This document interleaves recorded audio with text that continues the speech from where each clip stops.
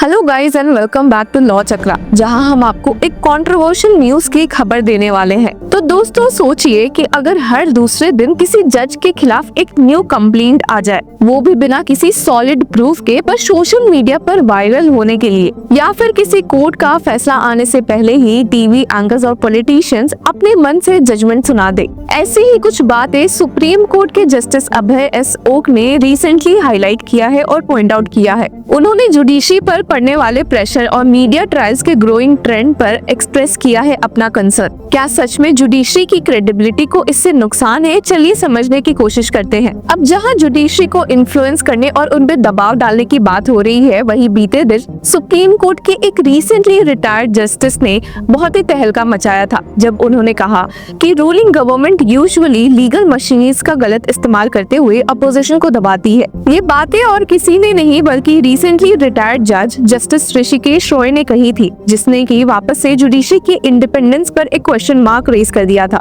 उन्होंने कहा था कि बिना किसी शक के हमारे देश में ऐसे इंस्टेंसेस बढ़ते जा रहे हैं जहां सत्ता में बैठे लोग लीगल मशीनरीज का गलत इस्तेमाल करते हुए अपोजिशन को टारगेट करते हैं। पर जस्टिस रॉय इधर शांत नहीं हुए थे और उन्होंने फॉर्मर सीजीआई डीवाई चंद्रचूड़ और पीएम मोदी द्वारा गणपति पूजा के मुद्दे पर भी एक शॉकिंग रिमार्क पास कर दिया और स्टेट किया कि the incident was a private function of the Chief Justice. Of course, the optics appeared somewhat disturbing, but in hindsight, I believe it could have been avoided. अब जहां रिटायर्ड जस्टिस रॉय ने इतनी shocking comments दी थी और कहीं ना कहीं माना कि जुडिशरी पर एक दबाव है, वहीं जस्टिस ओक ने पिछले 10 सालों से चल रहे एक डिस्टर्बिंग ट्रेंड की बात की, अनस्क्रूपलस लिटिगेंट्स के द्वारा जजेस के खिलाफ फ्रिवलस कंप्लेंट्स फाइल करना। सवाल ये है कि कंप्लेंट्स फाइल करना एक लीगल राइट है, पर क्या हो जब लोग इस लीगल राइट का गलत इस्तेमाल करते हुए जुडिशरी पर प्रेशर बनाने की कोशिश करे? ऐसे में जुडिशरी का काम कैसे होगा और क्या ये सही है? जस्टिस ओक ने हाईलाइट किया कि कैसे सोशल मीडिया पर बिना किसी वेरिफिकेशन के ये कंप्लेंट्स वायरल हो जाती है और लोग जज को बायस्ड या करप्ट डिक्लेयर कर देते हैं। इसका इम्पैक्ट सिर्फ एक जज तक नहीं रहता बल्कि पूरे जुडिशरी सिस्टम पर पड़ता है।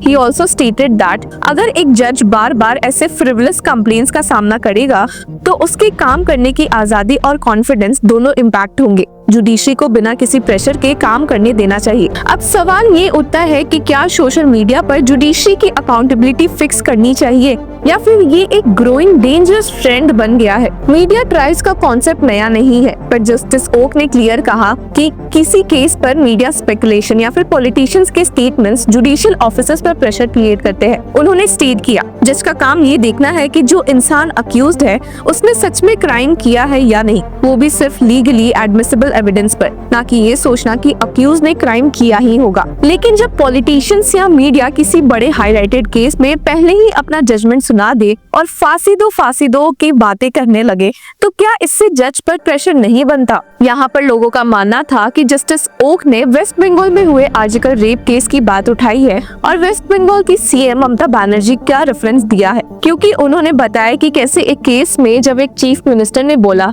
कि हम इंश्योर करेंगे कि अक्यूज्ड को फांसी मिले, तो इससे जुडिशरी की इम्पार्शियलिटी पर सवाल उठता है। जजेस को लॉ के हिसाब से एक फैसला लेना होता है, ना कि पॉलिटिकल सेंटिमेंट्स में आकर बहना चाहिए। अब आप क्या सोचते हैं कि क्या मीडिया और पॉलिटिशियंस को अपने स्टेटमेंट सोच समझकर देना चाहिए ताकि किसी भी वे में जुडिशरी पर एक प्रेशर ना बने? जस्टिस ओक ने सिर्फ प्रॉब्लम्स ही पॉइंट आउट नहीं की थी बल्कि सॉल्यूशंस भी दिए थे। उनका कहना है कि अगर कोर्ट्स की रिलायबिलिटी बढ़ानी है तो एक पॉलिसी फ्रेमवर्क बनाना पड़ेगा ताकि प्रायोरिटी बेसिस पर केसेस सुने जा सके। उन्होंने एक और बड़े मुद्दे को हाईलाइट किया, लॉयर्स द्वारा एडजर्नमेंट्स लेना और कैसे ये जुडिशरी को एक गलत लाइट में शो करता है। बार एसोसिएशन का भी रिस्पॉन्सिबिलिटी है कि अननेसेसरी एडजर्नमेंट्स ना ले और केसेस को जल्दी सॉल्व करे। He stated, more responsibility has to be shared by members of the bar because it is the members of the bar who apply for adjournment, and at the grassroots level there are judges who try to be very strict about the adjournments, and then the lawyers and local bar associations will complain to the high court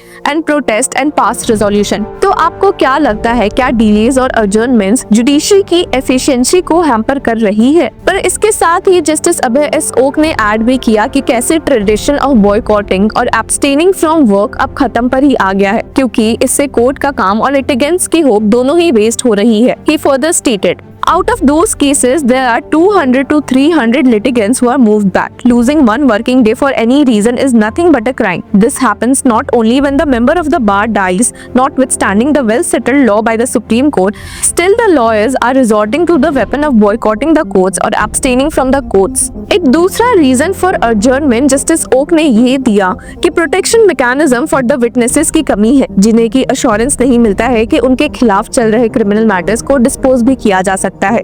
He added, "What are the reasons for these adjournments? We have scenarios where witnesses do not appear on the given dates. Witnesses are not interested. They do not have enough protection to depose evidence without fear or favor. So one reason here is the absence of witnesses." Justice Oka ने यहाँ पर एक और important point raise किया. एक तरफ है witness का प्रोटेक्शन और दूसरी तरफ जुडिशरी का प्रोटेक्शन है. विटनेसेस कोर्ट में आते ही नहीं या फिर कोर्ट के प्रेशर की वजह से सच बोलने से डरते हैं. अगर जुडिशरी को स्ट्रॉन्गर बनाना है तो सिर्फ जजेस पर फोकस करना काफी नहीं, बल्कि एक ओवरऑल लीगल इकोसिस्टम को रिफॉर्म करना होगा. तो दोस्तों, आज के वीडियो का सबसे बड़ा टेक यही है कि अगर जुडिशरी को हम सच में डेमोक्रेसी का एक पिलर मानते हैं तो फ्रिवलस कंप्लेंट्स और मीडिया ट्रायल्स बंद करनी पड़ेगी. क्या हमें इस ट्रेंड को रोकने के लिए लीगल रिफॉर्म्स की जरूरत है? कमेंट सेक्शन में हमें जरूर बताएं और तब तक के लिए बने रहे विद लॉ चक्रा.